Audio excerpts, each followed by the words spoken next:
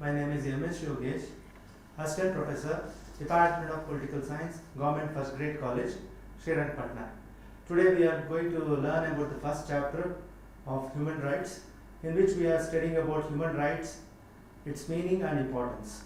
In my presentation today, I will be just dealing with human rights introduction, meaning, definition, characteristics, importance. Today we are just learning about the human rights meaning and importance. The introduction part of the human rights. Human rights are also called as basic rights, they are also called as natural rights, and let us focus on human rights, which is defined by United Nations.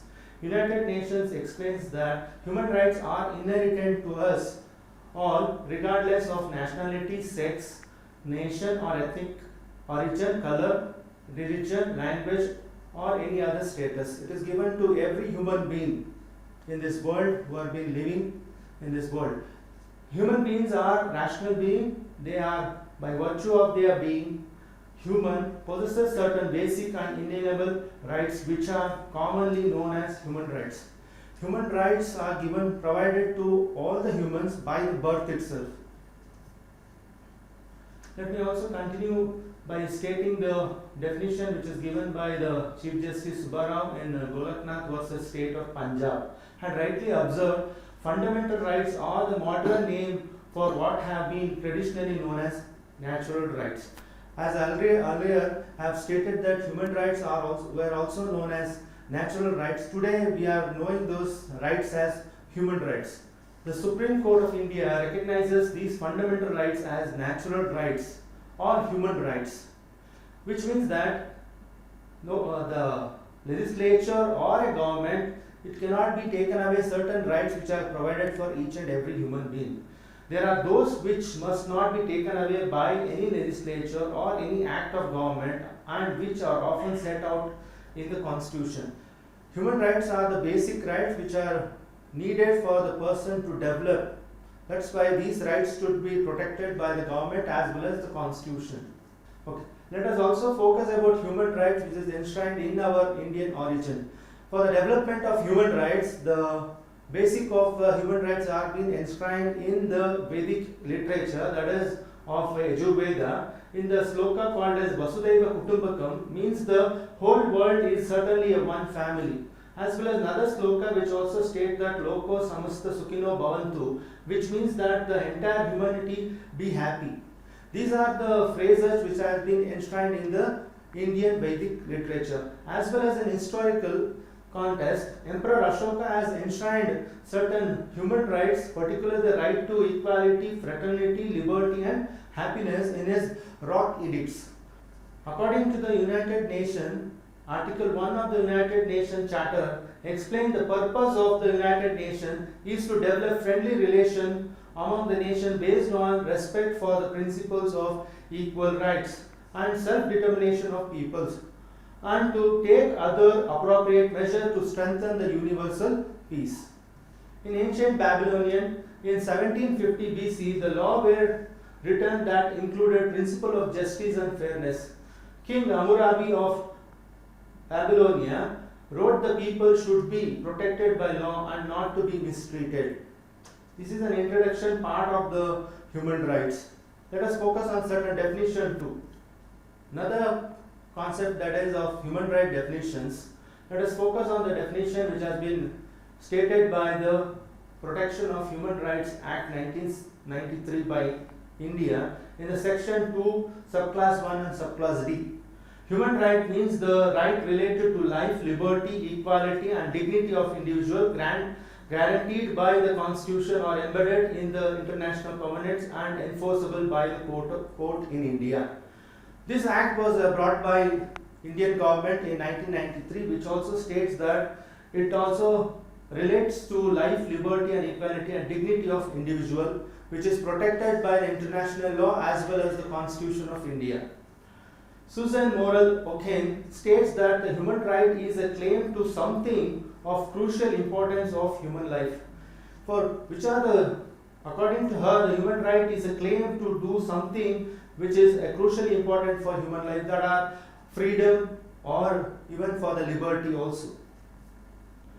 According to Lasky, the rights are those conditions of social life without which no man can seek in general to be himself at his best.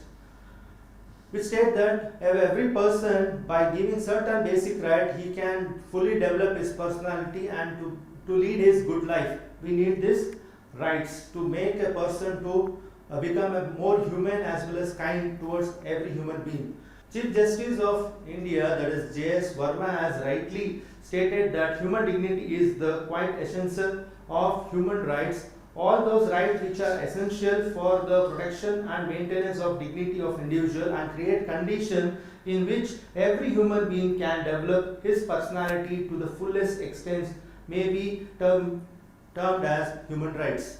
According to D.S. Basu, Durgadas Basu defines human rights are those minimal rights which every individual must have against the state or other public authority by the virtue of his being a member of human family, irrespective of any other consideration. Which is stating that it is a minimal right. Maybe I started my teaching saying that human rights were called as basic rights. It also was called as natural right, whereas Durgadas Basu is explaining it as a minimal right. Or as J.S. Verma has also stated, it is as a human dignity.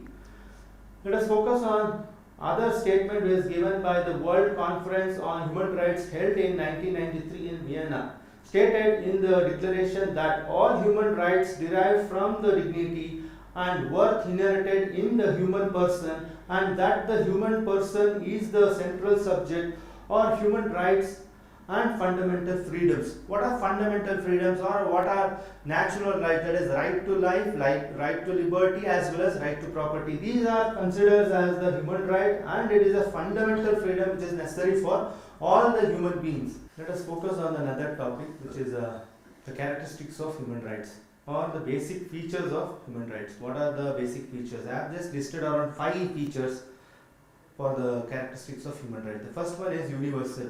It means that every human being in this world will have certain human rights. In spite of his sex, color, place of birth, language, nationality, every human being in the world will be given certain human rights, and it is being protected.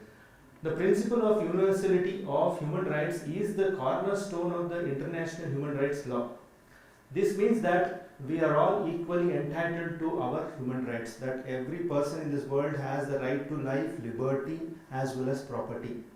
The next feature is of inalienable. Inalienable means that human rights cannot be taken away from the humans. In a due process, certain human rights can be taken from certain humans. For an example, that a person who has been restricted or found guilty of a crime by the court of law. If the person has committed a crime or is in jail, for a certain time that person will not have certain human rights, that is right to move or right to assemble. In that due process, only in certain cases the person is not entitled for human rights. Otherwise, every human being by birth will possess human rights. The third human rights feature is indivisible and interdependent. This means that one set of rights cannot be enjoyed fully without the other. It's a set of all the rights are combined in human rights, which I'll be dealing with the kinds of human rights in the next session, that is UDHR. Human right means that it is having civil rights, it is also having social rights, political rights. A person should be treated equally in the society, as well as he should have certain right to contest for election, or he should have right to work. These are the combination of other rights. That is why it is called as indivisible. All the rights should be given for the human rights so that he can develop in his fullest context. For an example, making progress in civil and political right makes it easier to exercise economic, social and cultural rights. Right to religion, right to language, right to family. These are the rights which should be given to every human being. That is why it is interdependent. All the rights should be given to every human being. That is the third features of the human rights. The fourth one, equal and non-discriminatory. The fourth characteristics of the human right is equal and non-discriminatory. Article 1 of the Universal Declaration of Human Rights states all human beings are born free and equal in dignity and rights. Article 2, freedom from discrimination, is what ensures this equality. Every human being cannot be discriminated on his color, caste, creed, sex, language, religion and nationality. Every human being should be treated equally. Both rights and obligation. This means that states have obligation and duty under international law to respect, protect and fulfill human rights. The obligation to respect means that state must refrain from interfering with or curtailing the enjoyment of human rights. It is the rights of the every human being as well as it is the obligation of state to protect the rights of every human being. For example, right against torture. The state cannot enforce torture upon any person. It is bound to see that it is treating every person as equal and respecting his rights. In the first chapter, we are dealing with the human rights meaning and importance. Let us focus on the importance of human rights. Why should we have human rights? What are the human rights goals and objectives? The first and foremost, I have just pointed out around 10 importance of human rights. Why should every person should know what is human rights? The first one is ensure human right ensures people have basic needs met. What are the basic needs of human beings? Basic needs of human beings are food, shelter, clothing. These are the basic needs, or infrastructure, that is good water facility or a road facility. For these needs to be met, we need to raise our voice against the authority, and that right is called as human rights. The next one is that human rights protect the vulnerable groups from abuse. What are vulnerable groups? That are children, women, old age person, or it is also a differently abled person or minority. You can see that these vulnerable groups have been abused by the majoritarian government or majoritarian people. Human rights will protect those vulnerable groups. That is like there are certain laws which is protecting the women as well as children.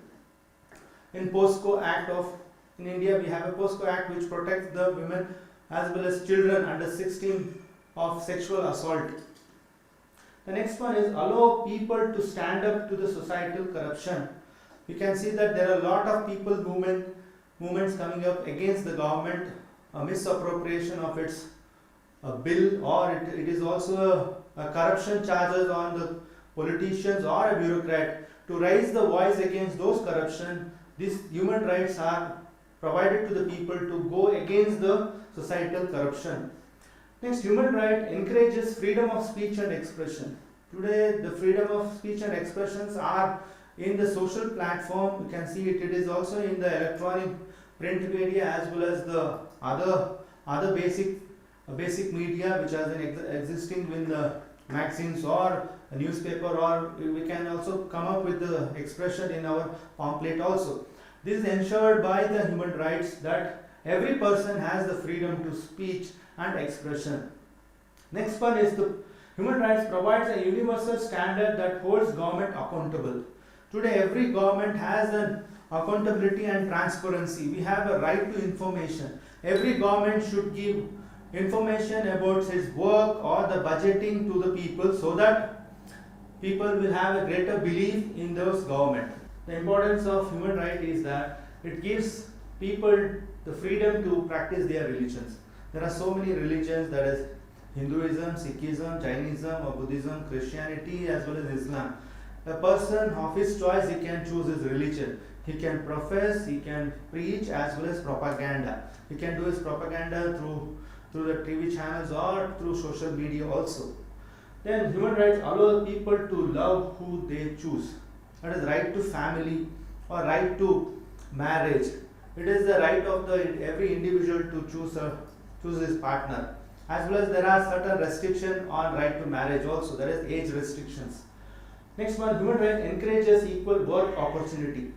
That is, any person can choose right to his profession. He can choose his profession, but this profession should be of societal development. It is not to be an anti-social elements profession.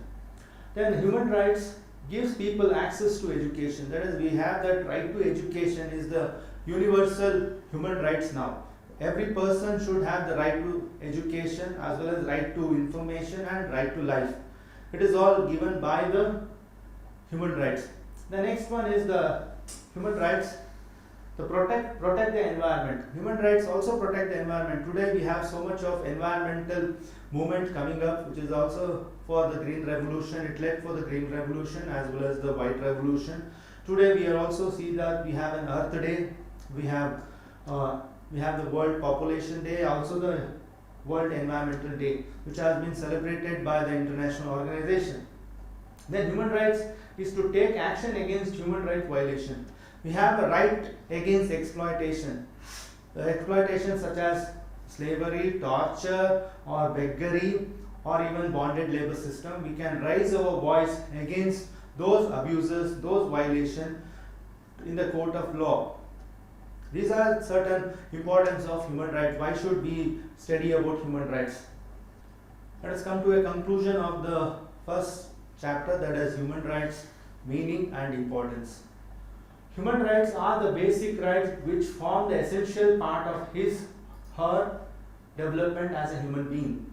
That is, human rights is a basic rights which is needed to every human being to develop his personality, or in the field of any field he chooses, he needs to have certain rights. Hopefully you now have a good understanding of what human rights are and how they impact our everyday lives. If you are being inspired to fight for your rights or the rights to others, it is our duty to protect our rights as well as others' rights too. For further reading, that is the references or bibliography. You can also go through certain books that is written by N. Sai Baba, Anand or Amrit Kaur, and certain websites. You can just log into certain website where you can get more knowledge about human rights, meaning and importance. In this chapter, we have a certain important question which may come for 5 marks as well as for a 10 marks. For 5 marks, what they are going to ask is define human rights. You have to write around introduction as well as the definition. Explain the importance of human rights. This is a question for 10 marks. It may come for 10 marks or a 5 marks, where you can gist out the importance of human rights which have explained in the last slides. What is the outcome of this chapter, or what is the outcome of his studying the human rights, meaning and importance? To respecting and promoting human rights. When we know about our human rights, we start respecting those rights which have been given from a government or which are inherited by a person from his birth. The government bears the primary responsibility. It is a duty of the government to protect the human rights of every person in this world. However, every individual owes it to themselves and their community to promote human rights. It is not that I am getting a human right more or someone else is getting human right less. Everybody are given equally. It is our duty to see that we have a healthy environment for living. It is a duty of every individual as well as the group to see that we are human. There is a human development in all the sphere of life as well as all the nook and corner of the world. In this last one, we also study about the historical growth of the idea of human rights. And in the next chapter, we are going to study about the Universal Declaration of Human Rights, as well as we are also studying about the development of human rights in the next coming chapter.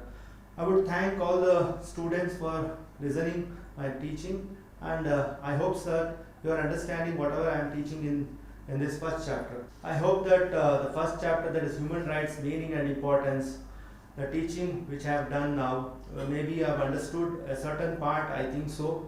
And in the upcoming chapter, that is Universal Declaration of Human Rights, which is the next topic in the first unit itself.